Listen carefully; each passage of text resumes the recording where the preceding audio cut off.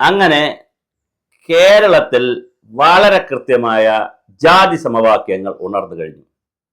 മുസ്ലിം ലീഗിനെ ഒറ്റപ്പെടുത്തി അതിലൂടെ കോൺഗ്രസിനെ അകത്താക്കുക എന്നുള്ളതാണ് പുതിയ തന്ത്രം. വി.ഡി. സതീശനെ പ്രതിപക്ഷ നേതാവ് പോലും ആക്കരുത്, അതാണ് പിണറായിയുടെ അജണ്ട. അങ്ങനെ പ്രതിപക്ഷ നേതാവ് പോലും ആകാതിരുന്നാൽ വി.ഡി. സതീശൻ വനവാസത്തിന് പോകുമോ? കഴിഞ്ഞ ദിവസം മനോരമ ഒരു പരിപാടി, ഇടയ്ക്ക് ഒരു പരിപാടിയുണ്ട്, ഈ സ്റ്റാർ ആരാണ് വാർത്താ താരം എന്ന് പറയുന്ന ഒരു പരിപാടിയുണ്ട്. അതിനകത്ത് വി.ഡി. സതീശന്റെ പേര് ഇപ്പോൾ വന്നിട്ടുണ്ട്. അപ്പോൾ വി.ഡി. സതീശനായിട്ടൊരു ഇന്റർവ്യൂ ഉണ്ട്. അതിൽ ജോയ് മാത്യുവും നമ്മുടെ ആരിഫ് പഴയ MP ആരിഫ്, ആലപ്പുഴത്തെ MP ആരിഫ്, അങ്ങനെ 2-3 പേരാണ് അതിനകത്ത് ഇന്റർവ്യൂ ചെയ്യുന്നത്.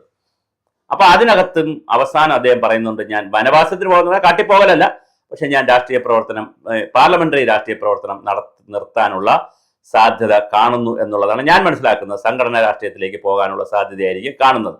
മത്സരത്തിൽ രംഗത്ത് നിന്ന് അദ്ദേഹം മാറാൻ സാധ്യതയുണ്ട്. പക്ഷേ ഒരു കാരണവശാലും സതീശനും തോക്കാൻ പോകുന്നില്ല, UDF വരാതിരിക്കാനും പോകുന്നില്ല. ഇതാണ് കേരള രാഷ്ട്രീയം നൽകുന്ന പാഠം. ഇവിടെ ഇപ്പൊ ഇന്നലെ ഓർത്തഡോക്സിന്റെ സഭാ അധ്യക്ഷൻ പറഞ്ഞു, നായാടി മുതൽ നമ്പൂതിരി വരെ അല്ലെങ്കിൽ നസ്രാണി വരെ ഒന്നിക്കുന്നതൊക്കെ നല്ലതാണ്, ഹിന്ദു ഐക്യം വരട്ടെ എന്നൊക്കെ പറഞ്ഞു. ഹിന്ദു ഐക്യമൊക്കെ വന്നോട്ടെ, അത് ആർക്കും എതിർപ്പില്ല. ഹിന്ദു ഐക്യം വരികയോ അല്ലെങ്കിൽ നായാടി മുതൽ നസ്രാണി വരെ ഐക്യം വരികയോ മുസ്ലിം ഐക്യം വരികയോ ഐക്യമൊക്കെ വന്നോട്ടെ, പക്ഷെ അത് ഒരു കാരണവശാലും UDFന് വിരുദ്ധമാവുകയോ LDFന് അനുകൂലമാവുകയോ ചെയ്യില്ല. പക്ഷെ ഇവിടെ ഒരു ചെറിയ പ്രശ്നമുണ്ട്. പ്രശ്നം വരാൻ കിടക്കുന്നത് ഈ ന്യൂജൻ വോട്ടുകൾ വന്നു കഴിഞ്ഞാൽ മാത്രമാണ് BJPക്കും UDFനും കൂടുതൽ ഗുണം വരിക. കാരണം തത്വാധിഷ്ഠ നിലപാടൊക്കെ എടുക്കുന്നത് ന്യൂജനാണ്. പഴയ ആളുകൾ ഇപ്പോഴും കമ്മ്യൂണിസ്റ്റുകാർക്ക് വോട്ട് ചെയ്യുന്നവർ കമ്മ്യൂണിസ്റ്റുകാർക്കും, അല്ലെങ്കിൽ എന്തെങ്കിലുമൊക്കെ ആനുകൂല്യം കിട്ടിയാൽ വോട്ട് ചെയ്യുന്നവർ, ഇപ്പൊ പ്രത്യേകിച്ച് വരാൻ പോകുന്ന നമ്മുടെ ബഡ്ജറ്റിൽ ഒരുപാട് ആനുകൂല്യങ്ങൾ പ്രഖ്യാപിക്കുകയും ചെയ്യും. ഇപ്പൊ തൊഴിലുറപ്പുകാരെ അവർക്ക് ശമ്പളം കൂടാൻ പോകുന്നു, അത് 23-ാം തീയതി അതിന്റെ പ്രഖ്യാപനം വരും. അപ്പോൾ വലിയ തോതിലാണ് ഈ കാര്യങ്ങൾ നടക്കാൻ പോകുന്നത്. അപ്പൊ അങ്ങനെ നടക്കാൻ പോകുന്നത് കൊണ്ട് തീർച്ചയായിട്ടും LDF ഒരു അപ്പർ ഹാൻഡ് പിടിക്കുമോ എന്നതാണ് മൂന്നാമതും. LDF വരുമോ എന്നുള്ളതാണ് പിണറായിയുടെ പരീക്ഷണം. അവിടെ ഉണ്ടാകാൻ പോകുന്ന ഒരു പ്രശ്നം, അത് വി.ഡി. സതീശന്റെ ആ ഒരു കാൽക്കുലേഷൻ കറക്റ്റാണ്. അതായത് ഐക്യജനാധിപത്യ മുന്നണി അല്ലെങ്കിൽ UDFനോട് നിൽക്കുന്ന ഘടകകക്ഷികളോ കോൺഗ്രസും ഘടകകക്ഷികളും അല്ലാതെ ഒരു പൊതുബോധത്തിൽ, ഒരു പൊതു രാഷ്ട്രീയ പ്ലാറ്റ്ഫോമിൽ കേരളത്തിൽ ഇടതുപക്ഷത്തിനും പിണറായിക്കുമെതിരെ ഒരു ഉരുണ്ടുകൂടൽ വന്നിട്ടുണ്ട്.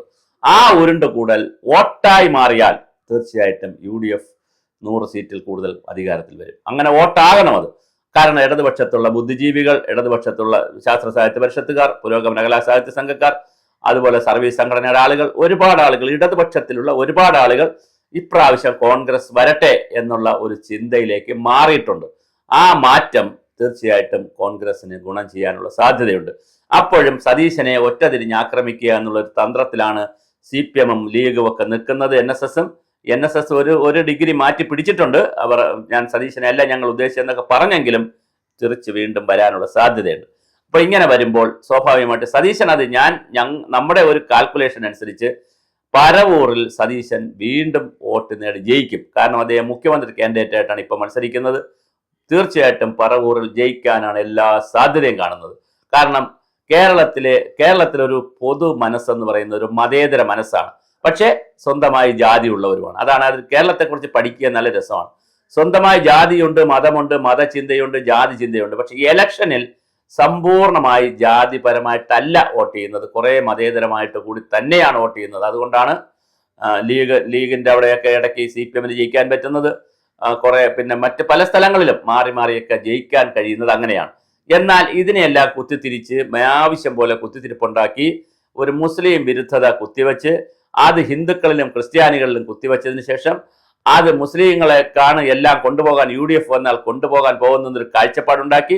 അങ്ങനെയെങ്കിൽ BJP ഇവിടെ ഇല്ല, BJPക്ക് പകരം CPM-ന് ഈ വോട്ടുകൾ തരണം എന്നുള്ള ഒരു പുതിയ ഫോർമുല പിണറായിയുടെ അവിടെ നിന്നും AK സെന്ററിൽ നിന്ന് ഒരു ക്യാപ്സൂൾ ഇറങ്ങി വന്നിട്ടുണ്ട്.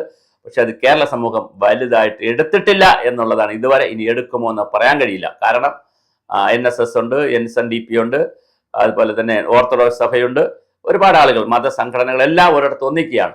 അങ്ങനെ ഒന്നിച്ച് വരുമ്പോൾ എല്ലാവരും കൂടി പിണറായി വിജയൻ തന്നെ വീണ്ടും വരണമെന്നൊക്കെ പറഞ്ഞ് പ്രസ്താവനകളൊക്കെ ഇറക്കിയാൽ വിശ്വാസികളുടെ ഇടയിൽ കുറെ കരയോഗങ്ങളിലും വിശ്വാസികളിലും അതുപോലെ SNDP യൂണിറ്റുകളിലുമൊക്കെ കുറെ കൺഫ്യൂഷൻസ് ക്രിയേറ്റ് ചെയ്യാൻ പറ്റും.